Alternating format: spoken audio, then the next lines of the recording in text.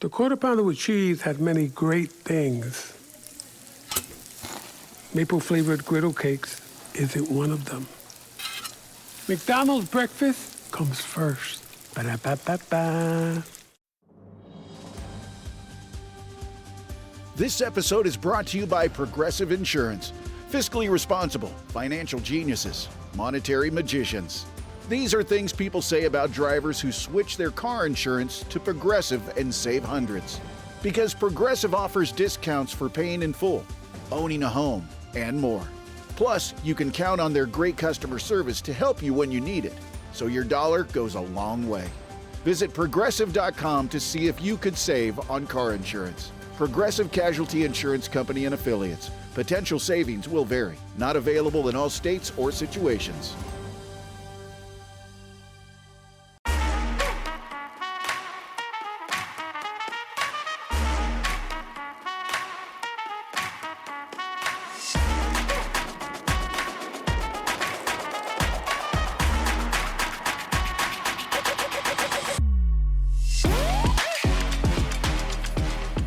Hello, everybody, and welcome to another episode of Attack the Baseline, a WNBA podcast where every episode we attack our baseline knowledge of the WNBA. And today we are talking about one of the greatest teams ever to exist in all of professional sports, the Houston Comets. Kristen has done her research. Excited to get into that. I don't know anything about them. Kristen knows all of it. But before we talk in detail, Kristen, how's it going today on this Wednesday afternoon? It's great. I'm having a great day, great week so far. I just got home from Girl Scouts. I'm a Girl Scout leader. Today is Girl Scout Day. It's like the birthday of Girl Scouts. Oh, that's so we big. had a little party. I brought John home a cupcake. Yes. So it's been fun. That's good. That's good. I honestly forgot today was Girl Scouts. I said, oh, Kristen's at work late. It's always Wednesday. Girl Scout Day. Exciting. Congratulations to all of our Girl Scout listeners out there, I guess. We should look up if any of the W players are Girl Scouts. How many Girl Scouts do we have in the W? Okay, let us know if you know. Yeah, if you know, let us know. Let's do housekeeping up at the top. If you are new to the pod, welcome. Happy to have you here talking about the WNBA and everything that has to do with women's basketball. If you'd like to send us an email, you can do so at our email, attackthebaseline@gmail.com, or you can connect with us on Bluesky and Instagram at ATBPod. We're there hanging out. We are wrapping up Unrivaled.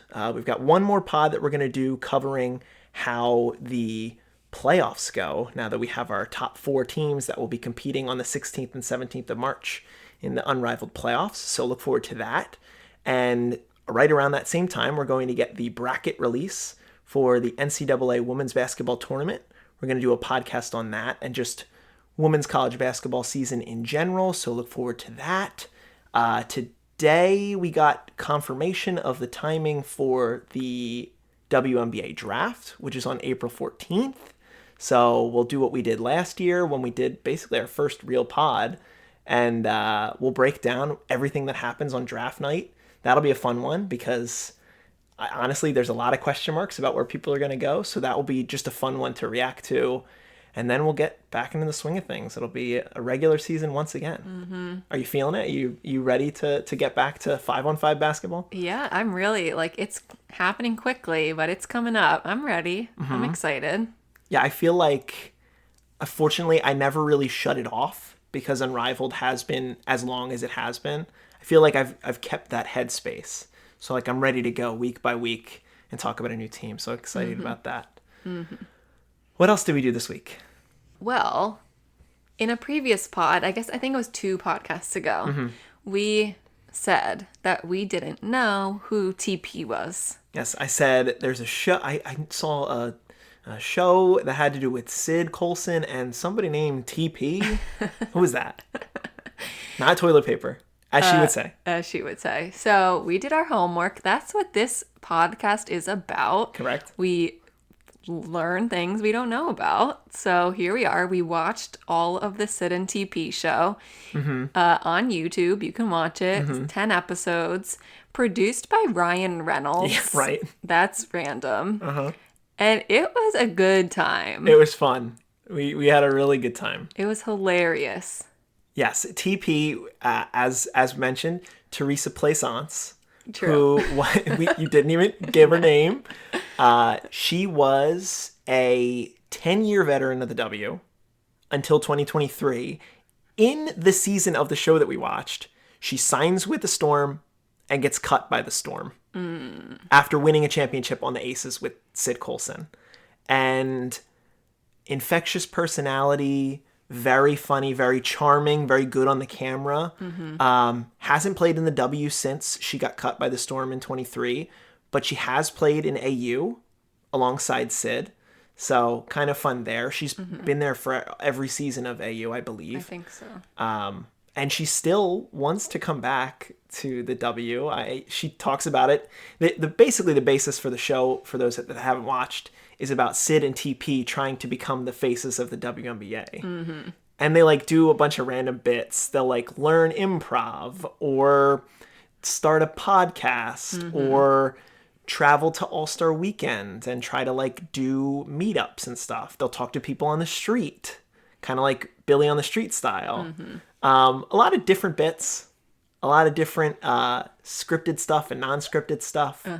But it was a nice blend, and at 20 minutes a pop, No, I loved it. The first couple episodes of the show were some of the funniest TV I've ever watched. I'm really not gonna lie, it was so funny. Then the middle's I don't want to spoil. No. But when TP gets cut, It's interesting. it's whoa, this is different now. And then it gets back to being fun, but a roller coaster. 1,000% recommend watching the show. We are now huge TP fans. Big time. Big time. All right. Yes, and I there might be a season 2 coming. I feel like I've heard rumors. Well, they've been doing bits in Nashville. Yes. For Athletes Unlimited. They were there together. Right. So who knows? Maybe they were filming. We need more. All I'm saying is Absolutely. we need more. Absolutely. Okay, so I'm going to relinquish any reins that I have here and let you introduce the Defunct team that we're talking about in our Defunct series. Go back and listen to the episode about the Rockers and the Portland Fire if you want an idea about the other Defunct teams in the WNBA.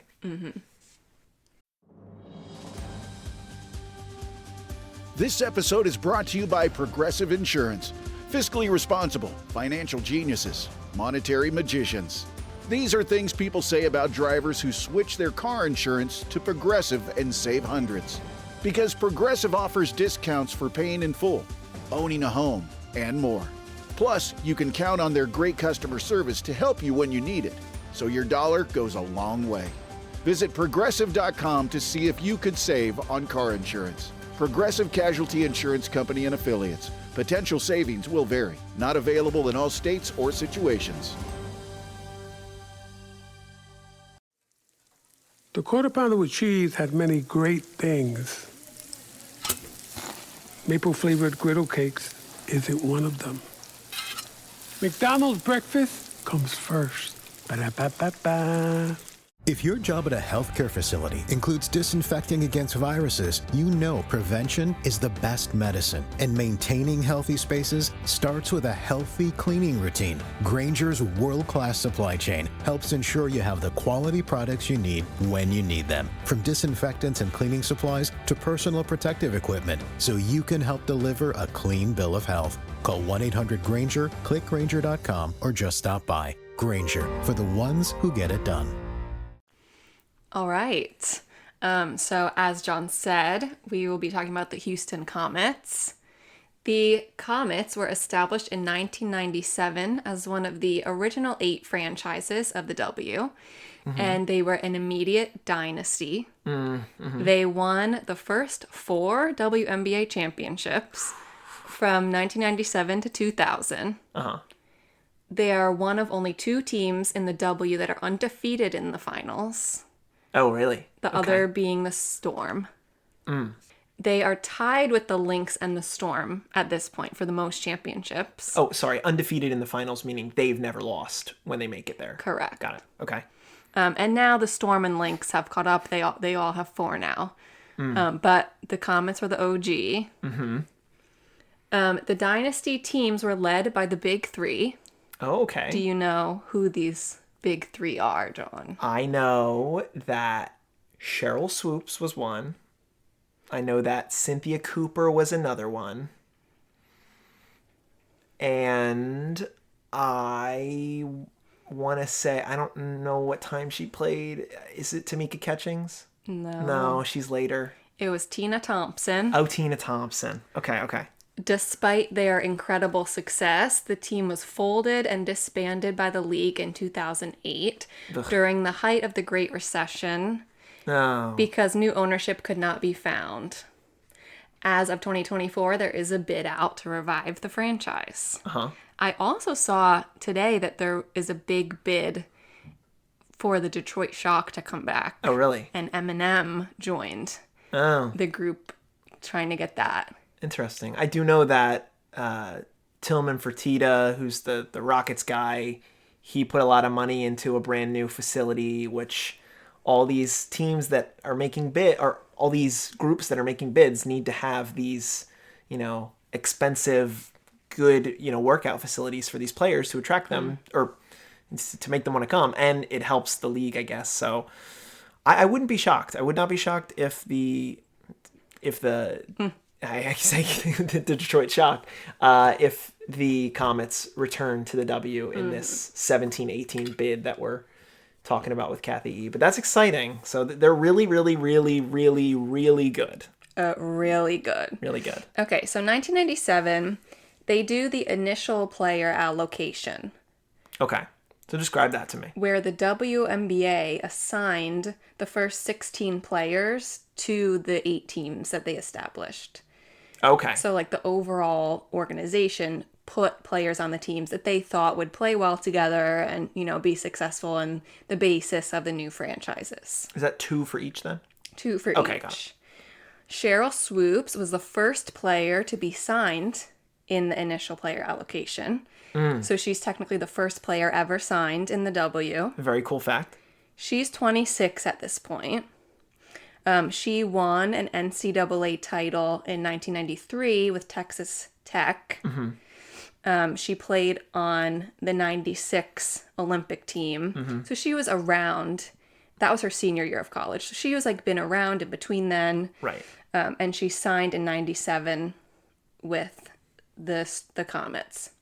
However, she was, I don't know when she gave birth. She gave birth to her son during this, right before the season, basically, or during the season. So she only played 3 games this year. Oh, really? 9 games. Really? So okay. So she enters at 26. It's prime Cheryl, but she's also going to do her mom things. Yeah, she took a lot of time off. Interesting. Due to the birth of her son. So she didn't start playing till August 7th. The season ended August 30th. Wow. She barely played the first year. But she was there for the playoff run. She never started. Interesting. Okay. Wow. But you said the first person signed. Right, and she barely played. Crazy. So that's interesting. And just the fact that she was inducted into the Naismith Basketball Hall of Fame in 2016. Okay. And the Women's Basketball Hall of Fame in 2017. So she was actually in the Naismith Hall of Fame first. Nice. Which is interesting. Back to back. I'm just going to go through Cheryl. Yeah. As we're here. Cheryl talk. 1993, when she won with Texas Tech, she must have gone off in this postseason, completely gone off, because she was pretty quiet before then. But in this year, she won Naismith Player of the Year. She was Player of the Year for so many different associations: a Writers Association, a Coaches Association. She was on an All-American team. She was the tournament most outstanding player. So she must have just had an incredible finals run. In 93. In 93. Well, you say finals as in her college, NCAA. Yeah, the championship or the tournament run. Right. So she peaked at the right time and got her in the W. Oh, yeah. Real easy. Within the W, she is a 3-time MVP. She's a 3-time Defensive Player of the Year, 6-time All-Star. Okay. 2-time scoring champion, 2-time steals leader. Okay. the first player to record a triple-double in the regular season and the playoffs. Very cool. And she was the first women's player to have a Nike shoe. Wow, okay. Air swoops. Nice. And she appears on the Sid and TP show. Gotta put that on there, too. Did. Put that on there, too. So that's Cheryl Swoops. Okay.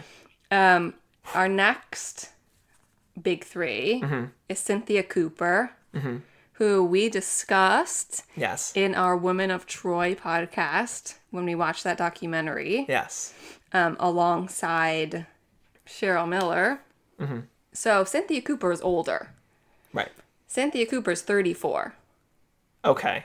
when she gets put on the Comets. She was also put on the Comets. So the two players that were allocated were Cheryl Swoops and Cynthia Cooper. Okay. Pretty quality players. Right? Like, a lot of articles I saw were like, so Cynthia Cooper has spent 10 years playing in Italy and Spain at this point. No one really has seen what she's been doing. Right. So there's a lot of articles that I read that were like, we didn't know how good Cynthia Cooper was. We put them together. We didn't think she would be that good Yeah. because we haven't watched her for 10 years. Well, and in the documentary, didn't she say that, like, she was calling them to say, like, here's my tape? Like, because there's no social media, so it's like, how are you getting your name out outside of you sending, or your agent sending them video to, like, yeah, I want to play. Yeah. Yeah, and she's like, when they finally get a hold of her, they're like, Cynthia, where have you been? I'm sorry, I've been in Italy. So in this year, 1997, she is the MVP, Cynthia Cooper. She was the first MVP of the league, and she was MVP twice. Okay. She was the finals MVP every time they won. Okay, so those 4 championships, all Cheryl Swoop, or all Cynthia Cooper Yeah. MVPs. Not bad. Cynthia Cooper. Yeah. Wow. So she 34, 35, 36, 37, she wins finals MVP. Wow. Yeah. Wow. Yeah. She's dog. Cynthia is a 3-time All-Star, 3-time scoring champion, and is also in the Naismith and Women's Basketball Hall of Fame. Our last lady is Tina Thompson. Okay. She, so they have the initial player allocation, then they have the elite draft, then they have the college player draft. Yeah. Tina Thompson was the first college draft pick ever. So they had the first overall pick. Okay. I don't know how that was decided randomly. Kind of weird to get the first elite player, or you get the first allocated player and the first college player. Seems okay. Yeah, I don't All right. know. So they end up with Tina Thompson. She's 22 at this point. Until 2017, Tina was the W's all-time scoring leader. Okay. She's currently third. Got it. So she can score the basketball. Is it She's- third behind DT and Tina Charles? and Right? Tina Charles, Got it. yeah. She also went to University of Southern California, USC, Okay. but she did not win a title there. Okay. She attended high school and college with Lisa Leslie. So they're buds. Okay. Friend of Lisa's. Tina is a 9-time All-Star and third on all-time scoring. Dewana Bonner is only 6 points behind her. Okay. So she will be passed. Yes. But still, it's very cool that, like, even from such a long time ago, Yeah. she still is, like, very much one of the best players. Right. One of the OGs is still, Yeah. tops. All right. good. So that's our big 3 as we're going through this. Okay. 1997, the head coach, his name is Van Chancellor. Okay. That's kind of cool. The Vansler. Yeah. He was like a high school coach for a long time, Okay. but like was a really good coach in the W. They played in the Compact Center. And I was just like looking up the Compact Center. Uh-huh. And it says now that it's a church. And I was like, huh? Like, how did they play in a space that's like currently now a church? Like a mega church? Yeah, I was like, okay, this got to be a mega church. Uh-huh. So it is a mega church. It's Lakewood Mega Church. Whoa. The pastor's Joel Osteen. No way. You definitely told me this a couple weeks ago, Yeah. and I did not remember it. I was like, wait, I've heard of Lakewood Church. How have I heard of that? My mom has listened to Joel Osteen. I was like, Joel Osteen. So yeah, huge Interesting. church Okay. and or small basketball venue. Right. It can go both ways. Yeah. So two other players, big players that were on this starting team were Janeth Arcane. Okay. She's from Brazil. Arcane? That's sick. That's a sick name. Okay. Yeah. She played in every single game for the Comets for their first 7 seasons. Wow. She was incredibly dependable. Wow. She won Most Improved Player in 2001. Nice. So she's just like really solid. Uh-huh. She's just a guard. And then you have Kim Parrott. Parrot. Yes, spelled Perrot. Okay. But I listened. I'm pretty sure it's pronounced It's not like Parrot. Perot or anything. No, I don't think so. She played 6 seasons in Europe and then came to the W. Okay. And then in 97, they won the championship game versus the Liberty. And at this point, it was only 1 game. Okay. It was not a series. I wasn't sure about that, but okay. And they went 18-10. Not bad. 1998, basically the entire same team. They went 27-3. Uh-huh. 90% winning percentage, Okay. which is the record of a winning percentage in the league. Okay, I'm trying to think off the top of my head, doing some quick math. The Warriors were 73-9. Oh wow. That's okay, so that's a little less than 90%. So you still give the edge to the Comets in terms of basketball winning percentage, but it's pretty close. So then they win in 98 versus the Mercury. Okay. That is a best of 3. Got it. So they quickly decided, let's go to 3. Let's go to a series. Good. Yes. In 1999, there's a little bit of shakeups. There's a new player who I just think is really interesting. Her name is Sonia Henning. Uh-huh. She played for Stanford from 1987 to 91. Okay. She went to Duke in between then and now. She goes to Duke Law School Oh, and graduates with a JD in 1995. dang. She played for the ABL Okay. for 2 seasons. Uh-huh. And then she declared she wanted to come into the draft for the W. So she was drafted by the Comets in 99, and she immediately served as the president of the Players Union Dang. because she's a A lawyer. lawyer, yes. Sonia Henning Esquire. Yeah. The hooping lawyer. Yep. So that's our new addition, That's Sonia. However, our one player, Kim Parrott, sadly gets diagnosed with lung cancer Wow. in February 1999. Wow. So right before the season started. Wow. Okay. And she died in August 1999, Wow. in the middle of the season. Wow. So she That's so rare in modern sports, in millennium sports, to have a player that's in their prime athletically. It doesn't happen. I don't know too many players that's happened to. More like old baseball players it happened to, but Right. wow, that's crazy. Yeah. And obviously that's going to shake up the Yeah. whole team dynamic. Uh-huh. She was talked about as being such a fierce person on the court. She was best friends with Cynthia Cooper. So very sad, very sad. And she was awarded that 3rd championship. They win again, 99. She was awarded that 3rd championship posthumously, and they retired her jersey. Wow. And Cynthia Cooper, reports being her best friend. Cynthia joined her for a lot of the treatments. So just very a crazy thing to happen in the middle of your season. How old was she? Do you know? Because she wasn't a college rookie. She was 32 when she passed away. Okay. Got it. So she was an older player. She wasn't like new to the W in 97 or new, like a new college player in the W. She was Right. one of these She was older. basketball players that predated. Oh, like you said she played in one of the other leagues. Anyway, She played in Europe. Yeah. Yeah. Gotcha.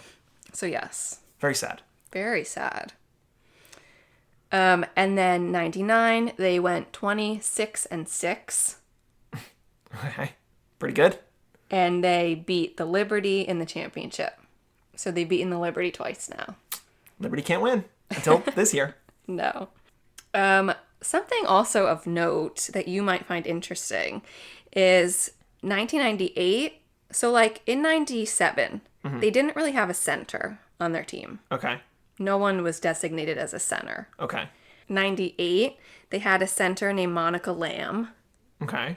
99, they had a different center named Polina Sekova. Okay. 2000, they have a different center named Tiffany Johnson. Okay. So they're like going through these centers, Cycling centers. but we're still working out. Well, yeah. I mean, Really, everyone else on the team is the same. The main players. yeah. I feel like with how you're talking, I don't know what these big three averaged point wise. I assume it was a lot. It kept them afloat. I can tell you. Basketball in those days, you didn't play offense through your center anyway, so Right. you just needed somebody that was tall to help defend the rim. But if you could score and the defense didn't matter, then they probably were just fine without Yeah. it. Well, in 2000, I can tell you in 2000, the last time they win the championship, Cheryl Swoops is averaging 35 minutes, 21 points, Okay. 4 assists. Okay. Cynthia Cooper's averaging 35 minutes, 18 points, 5 assists. Tina Thompson's averaging 17 points, Okay. 8 rebounds. So it's like nothing insane. But when you put it into context, when I did the research on the Rockers and the Fire, I'm pretty sure the high watermark for any of the players that I looked at was 16.8 points per game. So the big three had more points per game than all of those players. They're all doing And it. all three of them are doing it. Right. So, yeah, anybody averaging 20 points in 90s basketball is like a crazy tier player. Yeah, Wow. absolutely. So here we are again versus the Liberty in 2000. Okay. We go 27-5. Okay. And we beat the Liberty in 2 games. God. That's pretty crazy that the Liberty like made it this many times and could not win. Yep. Couldn't close. Couldn't close. They needed Jonquel Jones. They did. So that really rounds out our 4 years of winning the championship. Okay. And I have a question for you. Do you think that something like this was good for the league? This episode is brought to you by Progressive Insurance. Fiscally responsible, financial geniuses, monetary magicians. These are things people say about drivers who switch their car insurance to Progressive and save hundreds. Because Progressive offers discounts for paying in full, owning a home, and more. Plus, you can count on their great customer service to help you when you need it, so your dollar goes a long way.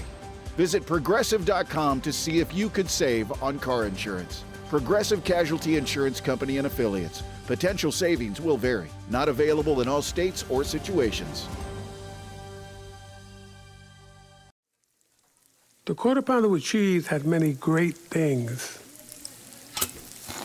Maple-flavored griddle cakes isn't one of them. McDonald's breakfast comes first. Ba-da-ba-ba-ba. Because some articles I read were like, oh, everyone loved that we were winning. It was so exciting for our fans. Yeah. And like, yeah, I'm sure it was exciting for your fans, but like kind of sucks for everyone else. Yeah. I would err on the side that it was probably bad for the league. The the league expanded a lot. Do you remember, like, by the time they won their 4th championship, do you know how many teams there were in the league? So by 2000, there's 16 teams. Okay, so 16 in 2000 and 12 or 14 in 99. 12. Okay, got it. So it's not the same thing as if, like, there's only 8 teams and you're winning every single time. The league is expanding, but it just, I mean, to me, it just sounds like they got really lucky with whatever they decided to give them the first pick in both of those drafts. Mm-hmm. Imagine, like, if Tina is separate from Cheryl Swoops, what does that do for the team? Obviously, you're always going to have Cynthia Cooper in this case because they didn't know who Cynthia Cooper was, and it turns out she was goated. Mm-hmm. So, like, I can't, like, get on the league for that. But, like, whatever they decided to give those picks there, yeah, it's great for Houston to have a team that's really, really, really good. But I can only imagine that one team winning 4 years puts so much pressure, undue pressure on the other franchises and makes them kind of look like, why can't you compete with them? Mm-hmm. And then that probably leads to teams folding or teams hitting, financial issues because people don't want to come out to games when their team stinks. Mm-hmm. And then you have teams fold and you have defunct teams. Obviously, that's not what led to Houston being defunct, but part of it probably, informed, like, oh, Portland started in 2000 and they didn't really come out very well. Or the Rockers were, like, competitive but didn't ever get there, didn't ever have a shot at a championship. We're going to fold them. So it's like, no, I would say that it's probably a bad thing. You want more teams to be closer talent-wise, mm-hmm. so that every game can be competitive.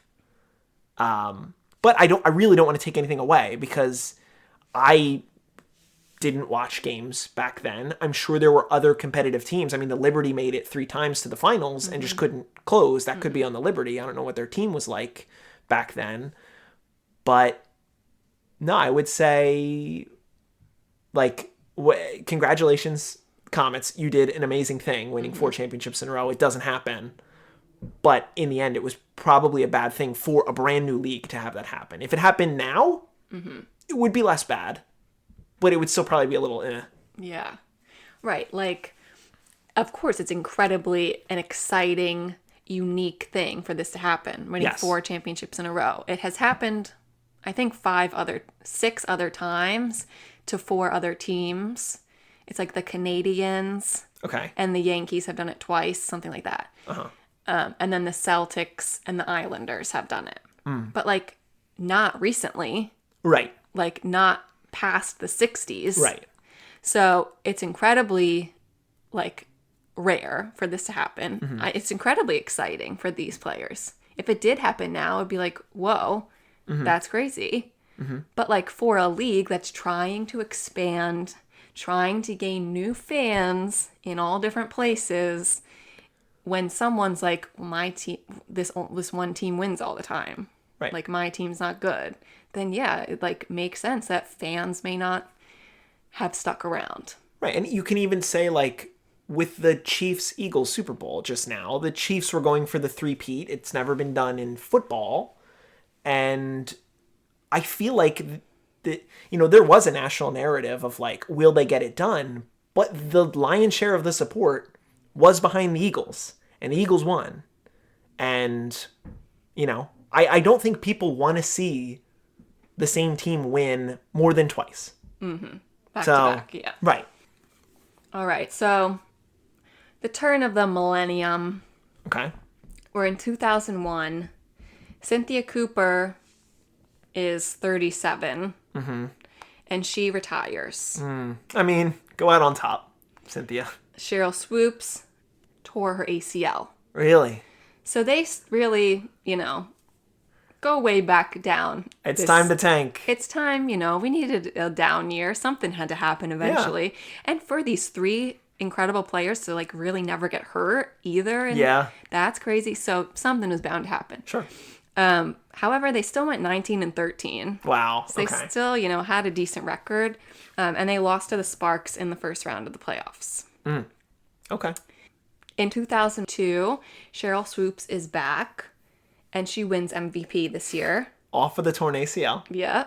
Love to see it. This year, she averaged 36 minutes, 18 and a half points, 5 rebounds, 4 assists, Okay. 3 steals.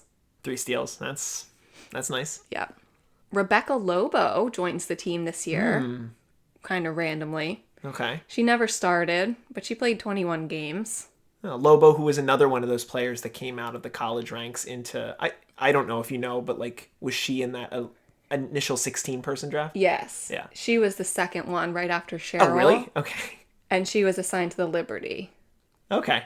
Oh, God. So Rebecca Lobo has been kicked by the Comets 3 out of 4 years in the Yeah. championships. Wow. Okay. That's pretty rough. funny. And Cynthia Cooper, she's now retired. She became the coach of the Mercury. Cool. This year they go 24-8, Okay. but they lose in the semifinals to the Utah Stars. With 2 Z's. Yep. So they really went right back to like having a great record. Yep. I mean, 19-13 was where they were on their bad year, on their down year. Yeah. Okay. Okay, 2003, Cynthia Cooper, who was the coach of the Mercury, she returns to the Comets after coaching the Mercury for a year and a half. It's like she comes out of retirement Yes. at 39 and a half? 39. 40? Jeez. Some things must have gone down in the Mercury. We talked last time how you talked about 2 different players that were a coach of the Mercury for 1 year. Well, this is also someone. Cynthia Cooper was as well. During this time, so her first year they went 13-19. Then she only coached 10 games in 2002, where they went 6-4. Around this time, she had twins via surrogate. Okay. So, like, she had a lot of stuff going on. Yeah. She told her team 90 minutes before a game that she's resigning, Oh my God. and she just, like, left. She didn't do any sort of conference. Irish goodbye. She didn't talk to the media at all. Wow. Seemingly lots of dramatics were happening on Whoa. this team. In an article written on June 30th, 2002. So I think this is right after she announced that she didn't even announce. Right And that's her after she left. resignation. Yeah, okay. Well, this person wrote, even at age 39, Cooper would surprise no one with an unretirement and return to playing. The only thing that would be surprising if this is the last we've heard from Cynthia Cooper. And then she comes back to the Comets. Damn. And then she tore her rotator cuff Aww. after 4 games. Had surgery. That's all. Wow. What a sad way to go out. Like, Yeah. I don't know how I feel about that. Anyway. So 2003, they went 20-14, lost in the semifinals to the Sacramento Monarchs. Another good year.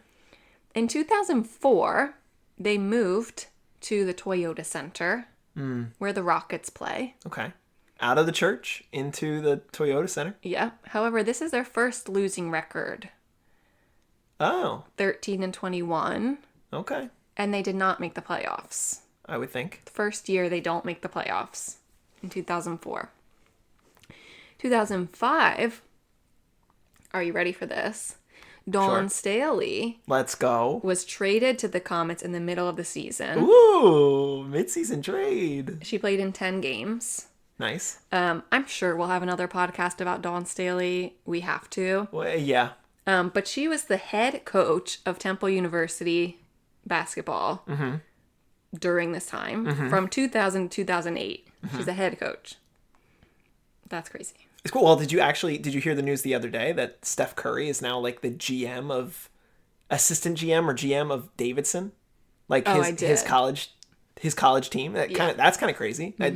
I like there's not a recent precedent in NBA history for that. So, for Dawn to be doing that, it's crazy. I guess the timelines line up a little bit. Yeah. Works it out.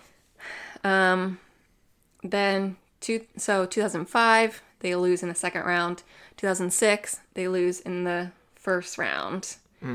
2007 the owner Leslie Alexander, who's the owner of the Rockets, sells the team to a man named Hilton Koch, Okay. who's a mattress and furniture businessman.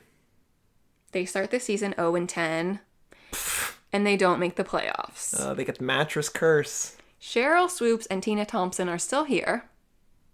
Okay. Cheryl, however, only plays 3 games this year because she gets a back injury. And they don't make the playoffs. 2008, Hilton Koch moved the team to a much smaller arena, like half the size. Are you kidding? The fans are very upset, and they miss the playoffs again. And Wow. Cheryl Swoops signs with the Seattle Storm. Okay. So Swoops is gone. Swoops now, is- understandably, it Now sounds it's like only Tina. People are very upset about the direction of the team. And they don't make the playoffs in 2008. Then 2009, Koch puts the team up for sale, and there's no one wants to bid on it.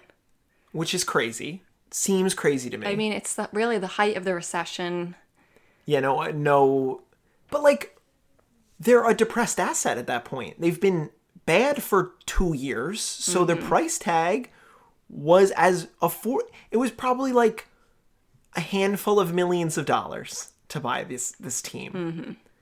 And God, if they had that team now, if that team was in the W now, they would have to be like the most, assuming they move the team back to play in the Rockets arena, they would have to be like the biggest money franchise, I would think, considering how big of a legacy they have. Yep. Crazy. So no one puts in a bid, Lame. and there's a dispersal draft for the 2009 season. Dispersal draft. And that's it of the Houston Comets. So they really fizzle out there. Yeah. Pretty depressing. Kind of like Cynthia Cooper coming back. Like, sad. Go out sad. Yeah, real sad. Tina played for... It's like the credits are rolling and Yes. I'm getting them. Tina Thompson played for 4 more years. 2 years with the Sparks and 2 years with the Storm. Okay. Then she retires as the all-time leading scorer. Not bad.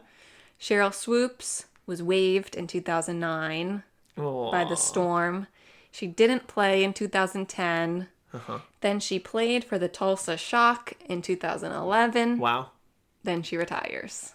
One more, give it a go. Just like Cynthia.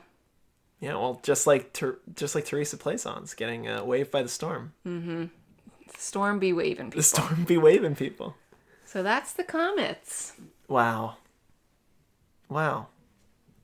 It's an interesting story because it's like if you were to write the movie, it's like so much quality in the early years, and then it's like I have to imagine that there were other years in those early aughts where they thought they were going to win a championship still. Oh, sure. Like, I'm sure when they got Rebecca Lobo, they're like, we could win this year. When you trade for Dawn, you're probably like, oh, that was probably a move to like push to compete. It's kind of funny that they didn't win one more in like after the 4, that like Tina and Cheryl alone couldn't get it done, I guess. The power of the 3 was like really the thing. I actually wonder, and if you know an idea, or if you have an idea about this, if you know more basketball general history, please send us an email. But like, I wonder how much that big 3 influenced the big 3 model of the NBA. Because, like mid early 2000s, LeBron going to the Heat, that was like a big 3 with Dwayne Wade and Chris Bosh. And like, that was all that people talked about. Big threes.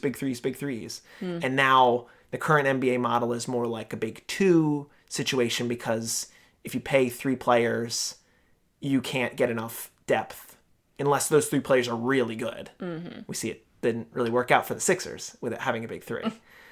No. But yeah, it's just to like to be, and then to finally get into play in the Rockets arena, Right. and then to immediately get the rug pulled out from under you by some mattress loser, Immediately. and then just disappear. Yep. No, I would say that if they come back, I can imagine the juice will be there. Mm-hmm. And the league is in a very healthy spot right now.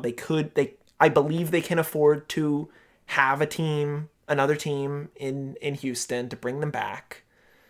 And, with a legacy like that, I want to see it.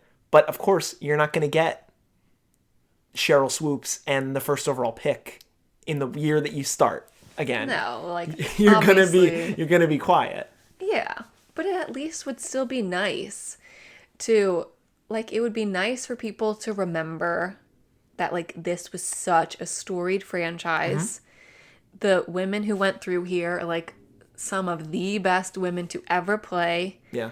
Like, some of the only women who are in both Hall of Fames, the Women Basketball Hall of Fame and the Naismith Hall of Fame. Yep. There's not that many women in the Naismith Hall of Fame. No. It's like the big three and Dawn. That's basically it. And Lynette Woodard. Sure.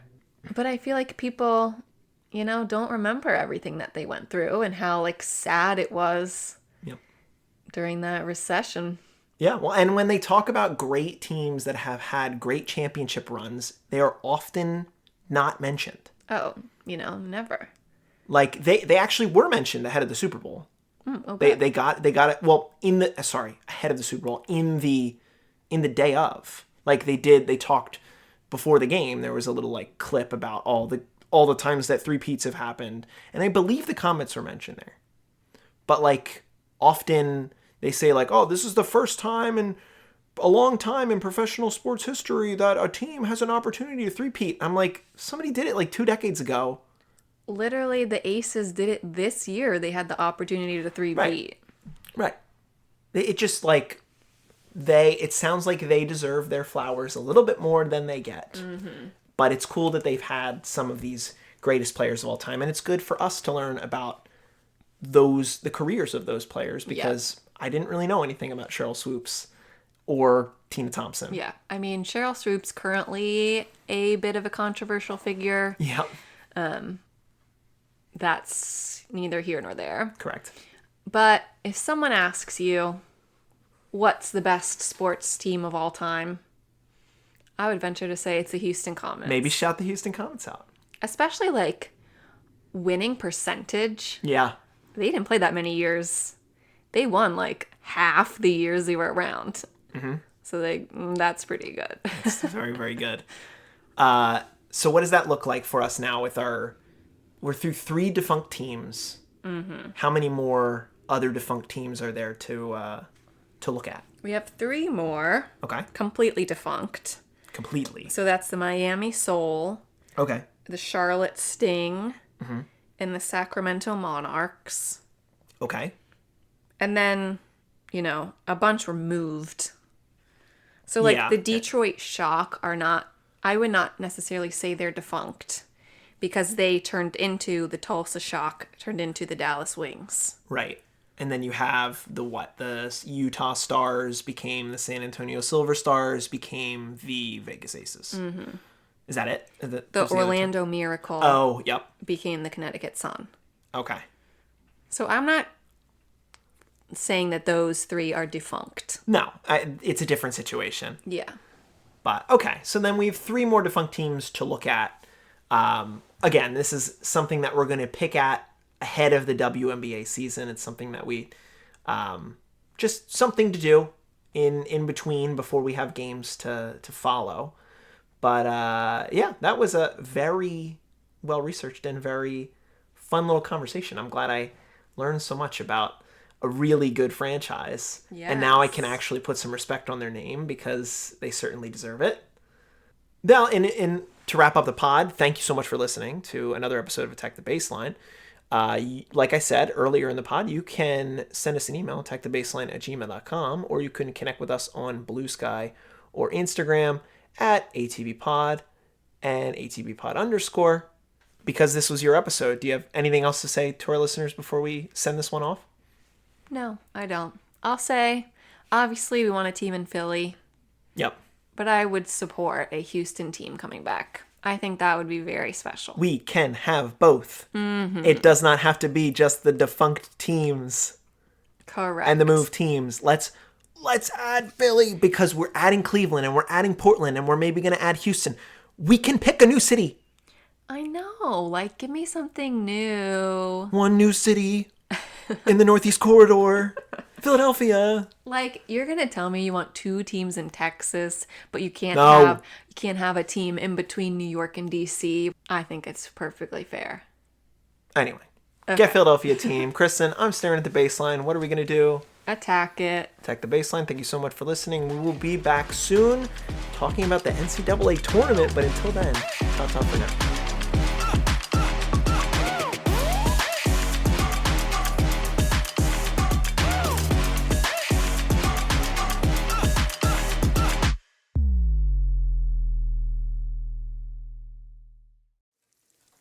The Quarter Pounder with cheese had many great things. Maple-flavored griddle cakes isn't one of them. McDonald's breakfast comes first. Ba-da-ba-ba-ba.